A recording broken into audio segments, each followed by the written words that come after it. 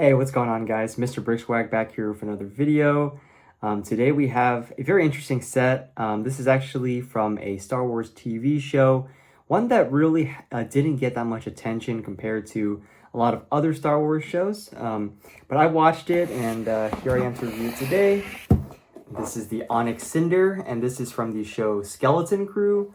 Now, to give you a little bit of background about the show, Skeleton Crew is aimed more, I would say, like younger audiences, like kids and families and that kind of thing. It's about a group of 4 kids who ends up going, outside of their kind of sheltered planet, and they discover the galaxy that's kind of waiting for them, dangerous and lots of people trying to hurt them and everything. And it is just really interesting. There's pirates involved. This is the Onyx Cinder, which is actually the pirate ship that they find on their home planet and use to kind of leave it.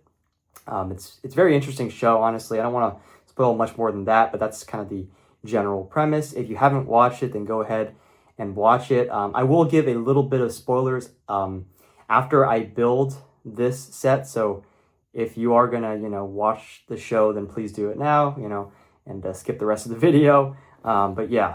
Anyway, guys, just really excited to get into the build. Again, it's a really great show. And this is a really cool ship. I mean, I've heard a lot of really good things about this build and everything. There's not a ton of interior space from what I've heard, but there's a really cool mechanism that allows you to turn the engines and everything, which makes the set sort of worth it. And I think this is going to be super valuable, in the future.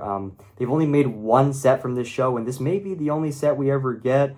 It's not a very viewed show, but I'm sure that in the future it's going to become pretty rare, collector's item, so to speak. So anyway, guys, really excited for this. Really excited to look at the minifigures and everything. They look really cool. Just really excited to build it. So without further ado, I'm going to go ahead and unbox it and show you guys the contents.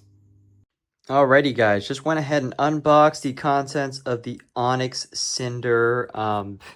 There are a lot of bags here. This is actually a total of 13 numbered bags, which is quite a lot. Again, it is a 1,325 piece set, so pretty big. One of the biggest sets I've actually built in a very long time. I think, man, the last time I had a set with this many pieces was Django Slave 1, I think. That one was obviously way more than this. It was like 3,000, but yeah, one of the biggest play sets I've built in a very, very long time. So I'm very excited for that. Again, 13 numbered bags. We have a sticker sheet here. Unfortunately, it looks like a lot of stickers actually, so not looking forward to the application of those. We have a very, very big instruction manual. In fact, it was so big they needed to put it in this envelope to prevent creasing. So again, this is an indication that this is actually going to be a really serious set as opposed to some of the other ones that I have gotten over the years. And what I find really interesting about this set, neat little detail, is the brick separator is a very different color than the others. This is actually a teal brick separator as opposed to the normal orange ones. And if you guys don't believe me, you can actually see it right there. I mean, it's that teal piece. So very interesting. But anyway, guys, really excited to just kind of get into this build. Looks really cool. But I'll check in with you guys after I'm done. Alrighty, guys, just finished the build of the Onyx Cinder. Came out absolutely amazing. Really, really big fan of this set. Can't wait to get into all the details and everything. But the build process was super fun. Took me about 4.5 hours, which is very, very long considering that this is a play set. Very nice and detailed build. I really like the way that it incorporated a lot of Technic elements and a huge just kind of Technic back frame, I guess, like a spine. But then had a lot of really cool paneling as well and techniques to kind of secure that kind of stuff while integrating a bunch of play features.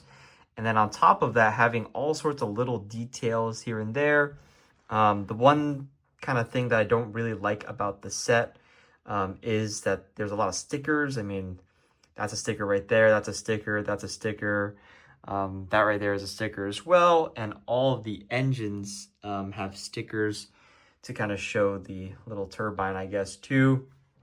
Not big a fan of that. And the other big thing I didn't like about the set is that these panels are kind of flimsy. I would say this one and then the bottom one. So it's like this on both sides. So 4 kind of flimsy panels. This one I think is also pretty loosely connected, the one on top here. But aside from that, I mean, everything else is very sturdy. I mean, it's very easy to kind of pick up the build and everything. does not come apart, unlike some modern Lego sets that exist. It is, again, very, very sturdy. Just don't hold it near the front, I would say, because these will probably fall off. But the midsection right here and the back section, probably all fine. I mean, it's very, very sturdy. The structure is really, really nice. Again, it's a ton of Technics. So very nice build techniques from Lego overall. Like I'm a really big fan of this set, to be honest, when it comes to the build techniques. Just world class. It feels like, again, it feels like a UCS set, even though it is a play set. So really, really cool there. Alrighty guys, so taking a look at the minifigure lineup now, we're going to start on the left over here and work our way to the right. So first we have Wim, who is kind of the main protagonist of the series, with his dark curly hair and his dark skin, very accurate to the show. He's got a blue color flashlight there, and he also got a kind of printed like jacket that he always wears with a shirt underneath, which is pretty cool. And he also has a walkie-talkie, and he has these nice little brown like mini legs, I guess. They are actually like posable, so you can actually like move them around and stuff. So I'll kind of show you guys right there. Like you can actually bend them and stuff, which is pretty cool. He also does have back printing, so yeah, pretty cool minifigure there. Now taking a look at the second minifigure, which is Neel. So this is probably the most interesting minifigure of this lineup just because of the unique head mold. Really, really nice figure overall.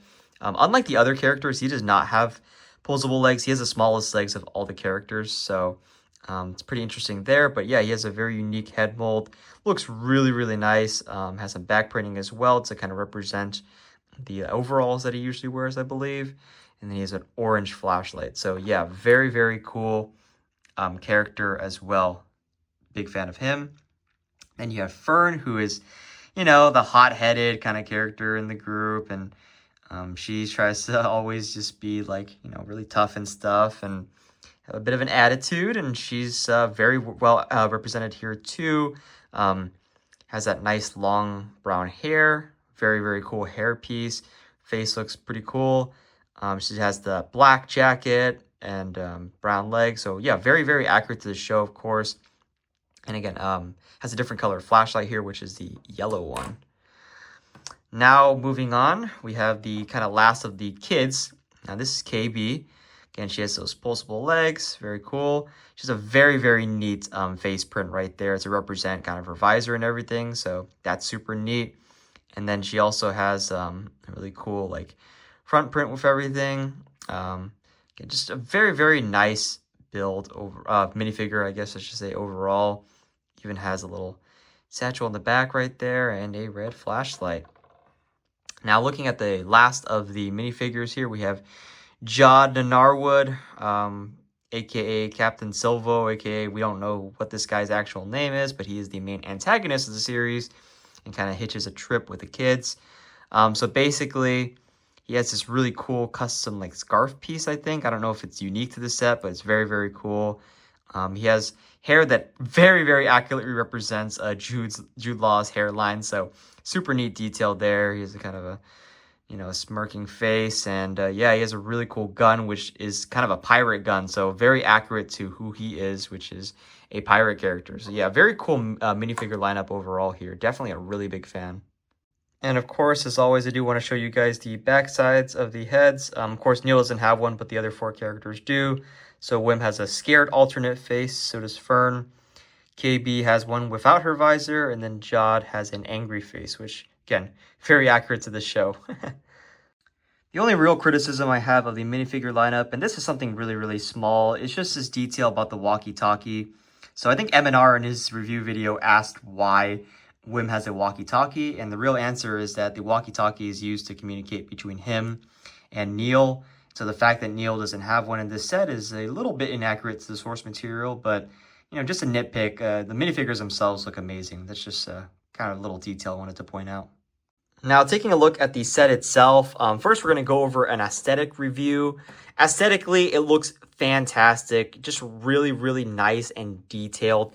Ton of greebling everywhere. I mean, just on the side and everything, like on top, all over. It looks absolutely incredible. I mean, truly.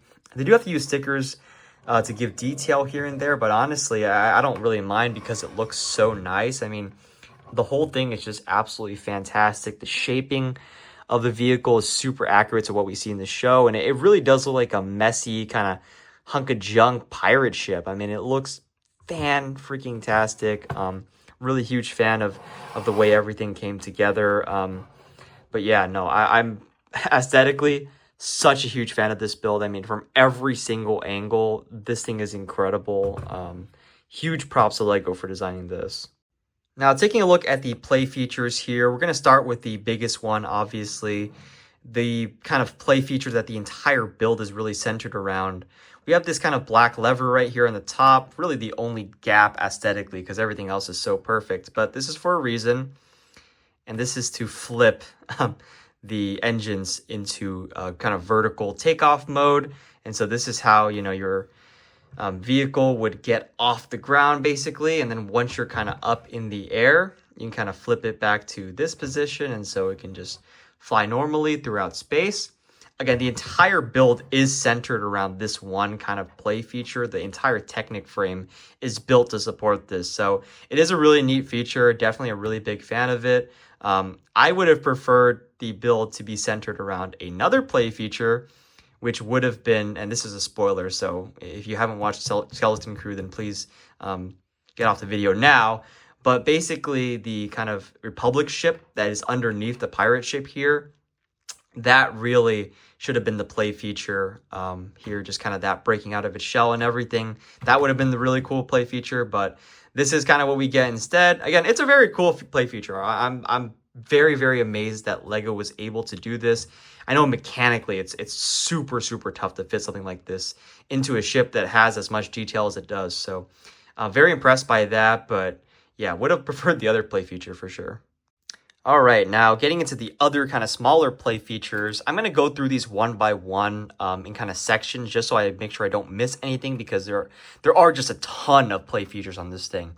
So starting off on the top kind of section, we have this stud shooter turret that kind of spins 360 degrees, which is very, very cool. Again, you just press this and it fires one of these red studs.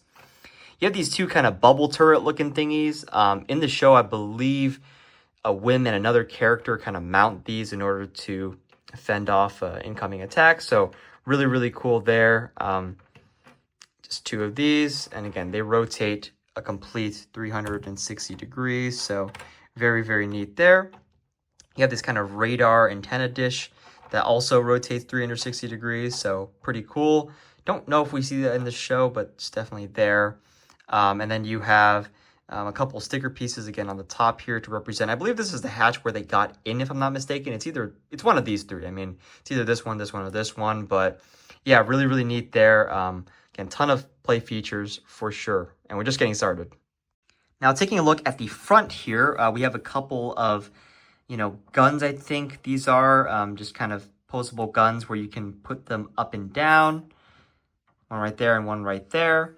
You have a little light detail right there, which is pretty cool. And then you have the kind of main front feature right here, which is, I think it's a winch. You can move this kind of up and down as well, similar to the guns.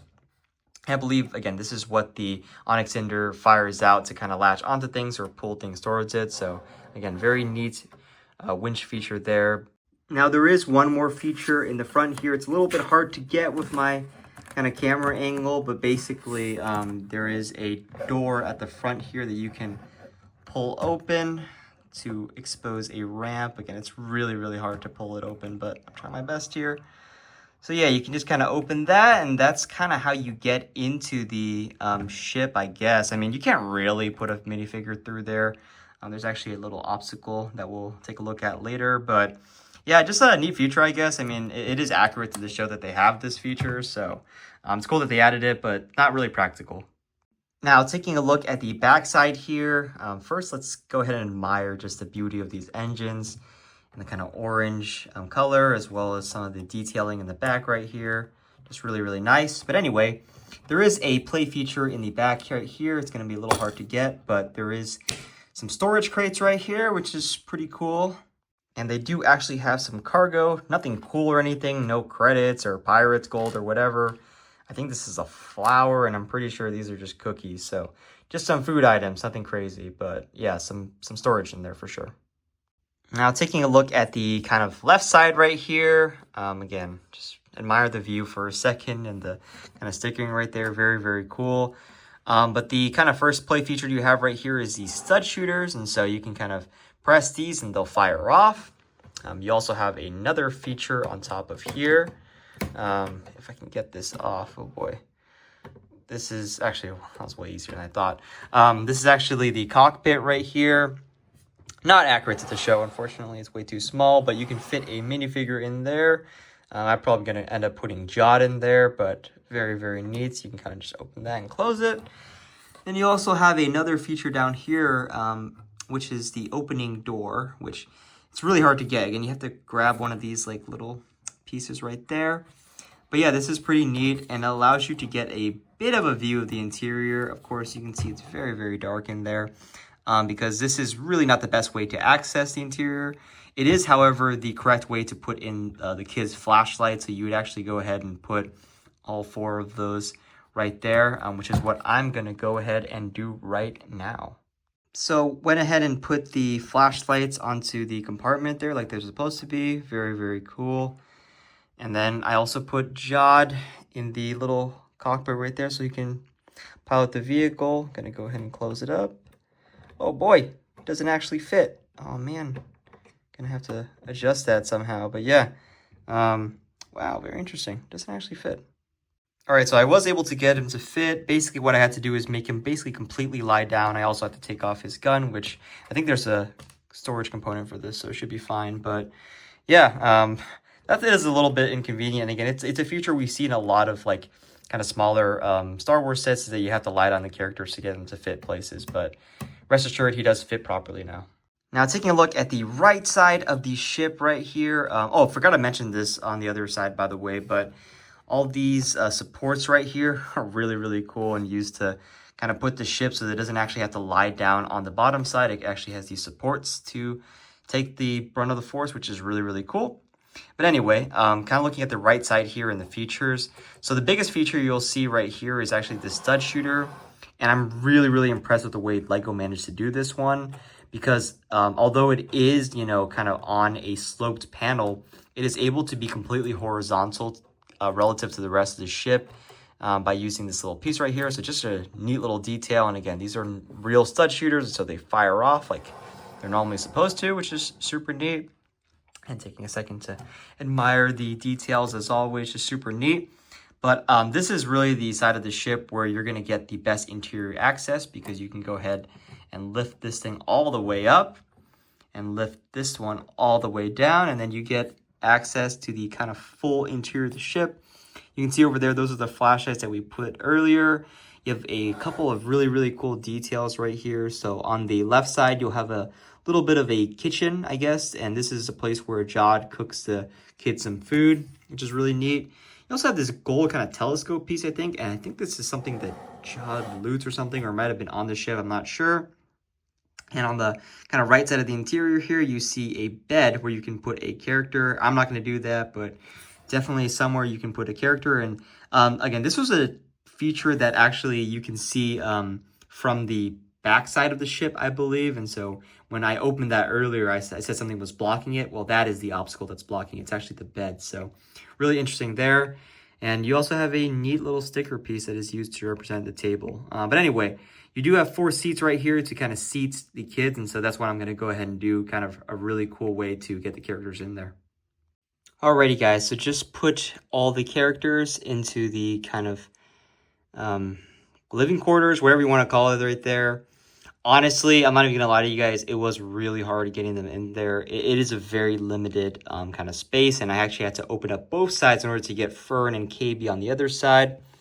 Managed to get Wim and Neel on this side a little bit more easily, just because this side's more open. But yeah, getting the 2 characters on that side, that's a tough one. That's definitely a tough one. And also, I did notice that there are 2 clips right here, and that's actually perfect for the walkie-talkie and Jod's kind of gun. So yeah, very, very cool there. And I'll go ahead and close it up and kind of do a final thoughts sort of thing.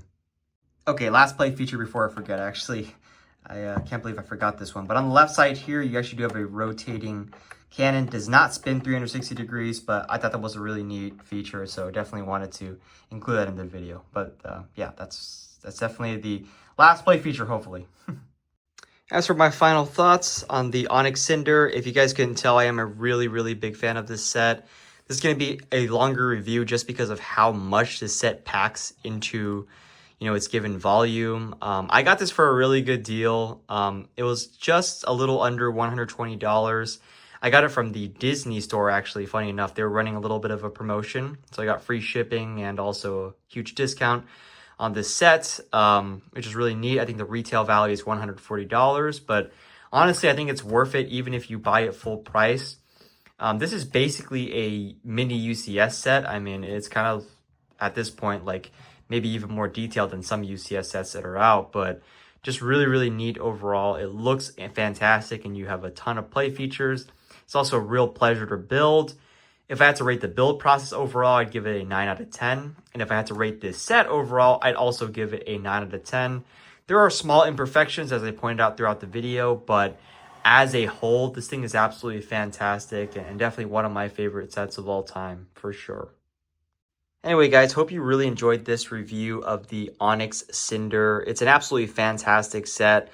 Get it while you can. You know, there's only one Skeleton Crew set, and they may never make another one again. So this is a great opportunity to get your hands on what may eventually end up being a very rare Lego set. Again, it's a great value. It's great play features and aesthetics and everything. But yeah, it's such a pleasure to make this review and everything. Definitely really love this set. But if you guys enjoyed the video, please leave a like down below. If you guys have any feedback for me, whether it's negative or positive, please comment down below as well. Consider subscribing. Really helps me out, helps me beat the algorithm and get my videos shown to more people. If you guys like more Lego Star Wars content, then please stay tuned to Mr. Brickswag. Peace out, guys.